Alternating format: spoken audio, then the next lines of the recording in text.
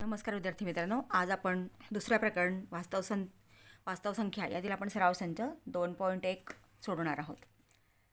प्रश्न पहिला आणि दुसरा याचा व्हिडिओ मी अपलोड केलेलाच आहे, तो सुद्धा तुम्ही पाहू शकता. प्रश्न तिसरा आहे, खालील परिमेय संख्या p/q रूपात लिहा. म्हणजे अखंड आवर्ती असलेली दशांश संख्या आपल्याला p/q रूपात कशी लिहायची त्या प्रकारचे उदाहरण आपण आत्ता सोडवणार आहोत. आता इथं 0.6 किंवा 0.6 6वरती टिंब आहे, म्हणजे 6 हा आवर्ती आहे. आता ही जी संख्या आहे ही आपल्याला x मानायची, म्हणून x बरोबर 0. आता ही संख्या बघा काय आहे, 0.666 याप्रमाणे आहे. आता इथं आपण 0.66 मानू. हे समीकरण 1. आता इथं दशांशानंतर एकच संख्या आवर्ती आहे, म्हणून 10ने गुणायचं आहे. मग समीकरणास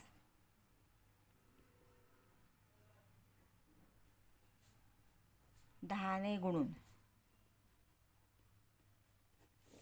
आता आपण xला 10ने गुणलं तर 10x येणार, बरोबर.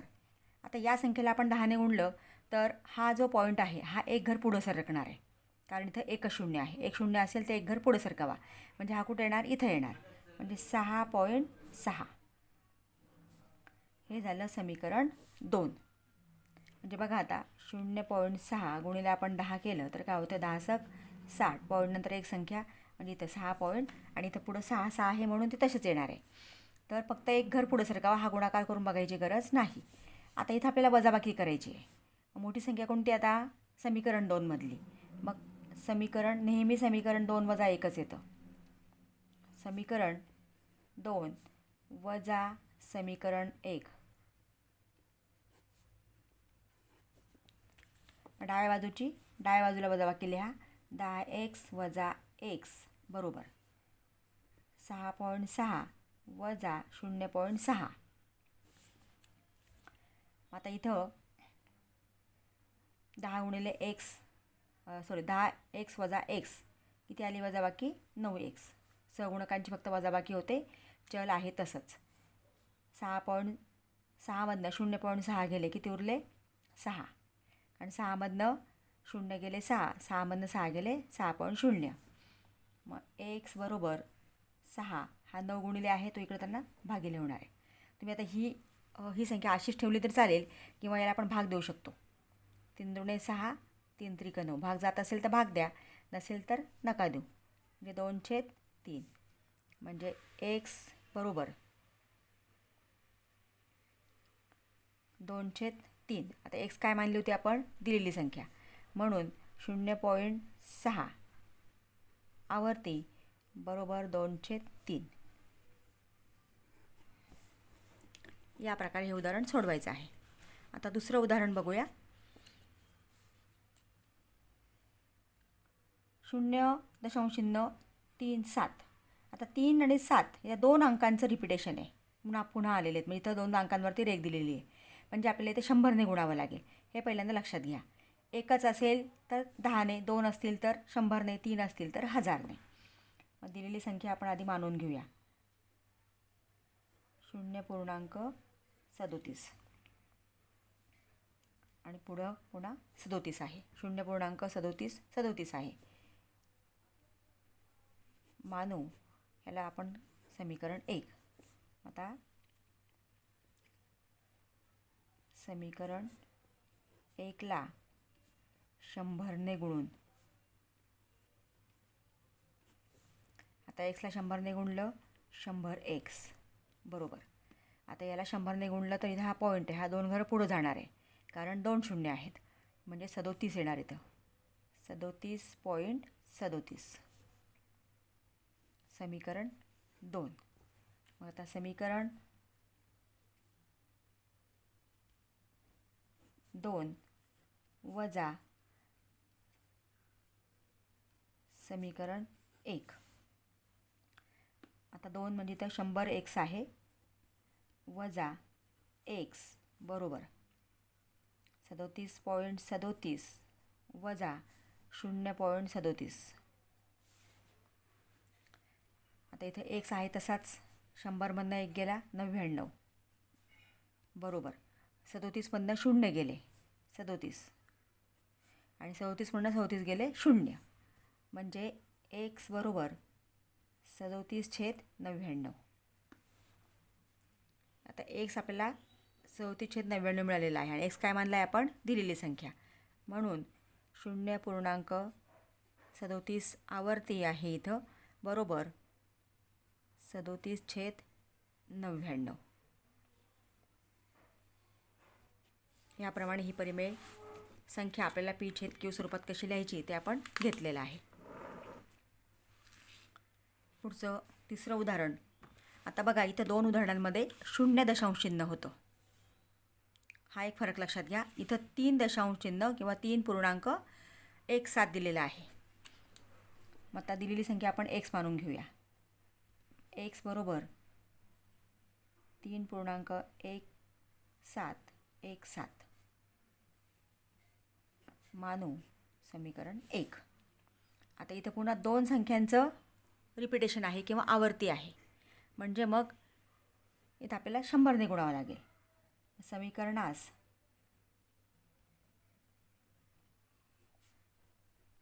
100ने गुणून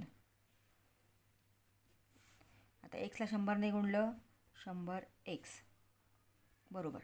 आता याला 100ने गुणलं तर हा पुढं जाणार आहे. हा पॉईंट पुढं जाणार. हा 17 इकडे येणार डाव्या बाजूला दशांश चिन्हाच्या अलीकडे म्हणजे इथं 317 होणार हे लक्षात घ्या. 317.17 समीकरण 2. मग आता समीकरण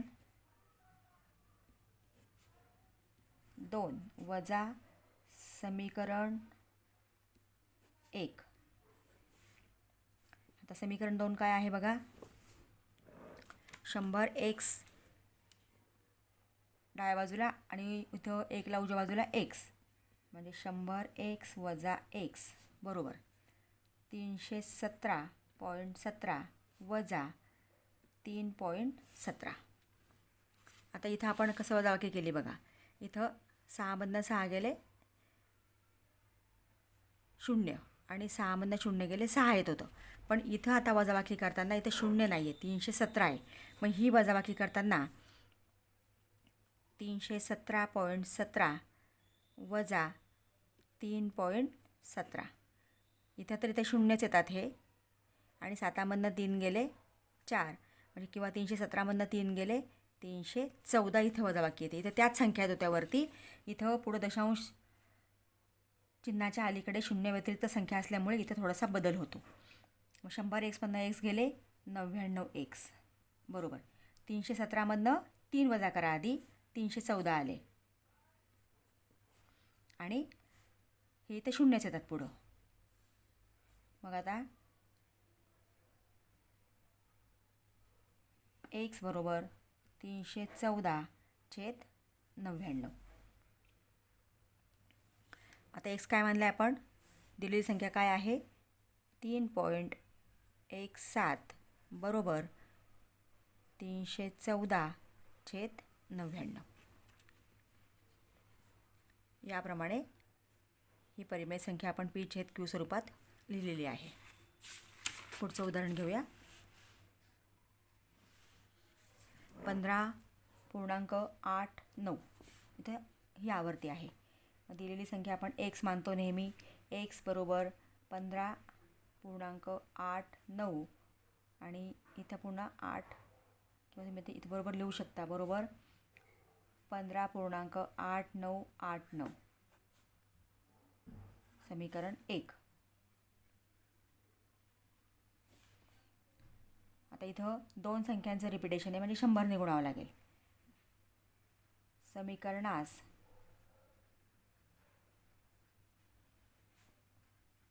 100ने गुणून एक्सला 100ने गुणलं 100x बरोबर. आता इथं 15ला आपण 15.89ला 100ने गुणलं तर हा पॉईंट जो आहे तो पुढे जाणार आहे म्हणजे हा काय होणार आता 1589 होणार आणि हा पॉईंट 89 आहे तसाच राहणार.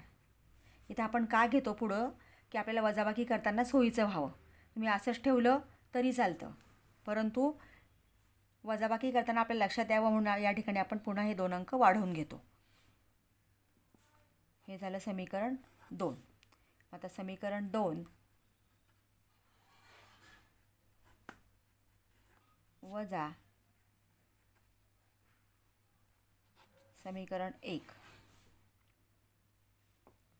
मग समीकरण 2 100x वजा x बरोबर 1589.89 वजा 15.89 किंवा 8.9 शतांश म्हणावं लागतं, परंतु आपण ते म्हणत नाही तसं 8.9. आता इथे 100x मधनं x गेला 99x बरोबर. आता या ठिकाणी 1589 मधनं आपल्याला 15 वजा करावे लागतील. हे तर शून्यच आहे, म्हणजे 1589.89 वजा 15.89 अशी ती वजाबाकी होणार आहे. पॉईंट खाली पॉईंट, दशांशांना हे शून्यच येतात. 9मधनं 5 गेले 4, 8मधनं 1 गेला 7, म्हणजे 89 मधनं आपल्याला 15 वजा करावे लागतात आणि मग ती संख्या या ठिकाणी लिहायची. म्हणजे 1589 मधनं 15 गेले 1574. पॉईंट शून्य लिहायची गरज नाही. मग 1000x बरोबर 1574 हा 99 इकडे भागिले होणार आहे. आणि म्हणून x काय मानलं आहे आपण, तर 15.89 आवर्ती बरोबर 1574/99.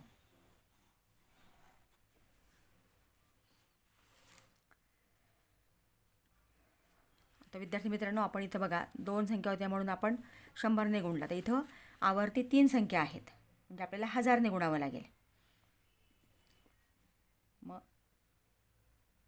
x बरोबर 2.514 बरोबर हे आवर्ती आहे ही मानली, म्हणजे आपण इथं काय होणार आहे बघा. आता 2.514 समीकरण 1. आता 3 संख्या आहेत, 1 2 3 आवर्ती आहेत, म्हणजे आपल्याला 1000ने गुणावं लागेल. मग समीकरणास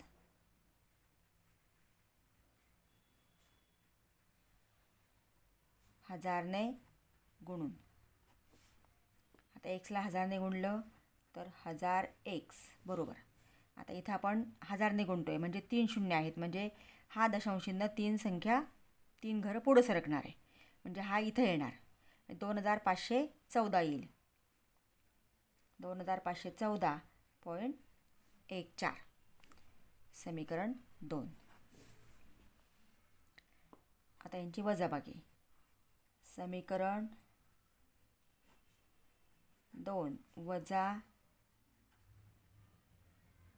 समीकरण 1.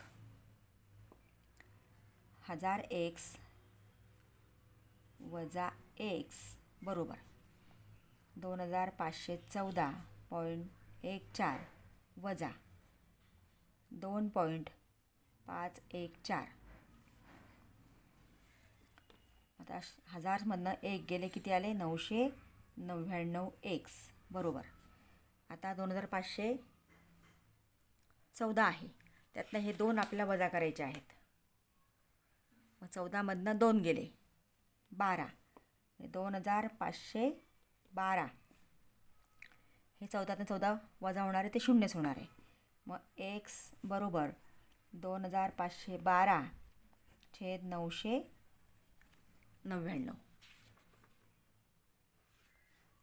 आणि x काय मानलं आहे आपण, दिलेली संख्या काय आहे 2.514 आवर्ती बरोबर 2512/999. विद्यार्थी मित्रांनो, आपलं अजून एक लक्षात ठेवा की दशांशानंतर जर एक घर असेल तर आपण 10ने गुणतो, म्हणून इथं छेदस्थानी 9 येतात. जर 2 संख्या असतील आवर्ती तर आपण 100ने गुणतो, इथं 99 येतात. 3 संख्या असतील तर 1000ने गुणतो, इथं 999 येतात. म्हणजे या प्रकारे अशा प्रकारची उदाहरणं सोडवायची आहेत. विद्यार्थी मित्रांनो, अजूनही तुम्ही चॅनलला नवीन असाल तर प्लीज चॅनलला सबस्क्राईब करा, बेल आयकॉन प्रेस करा. पुढचे व्हिडिओ मी लवकरच अपलोड करणार आहे. व्हिडिओ आवडला असेल तर लाईक करा.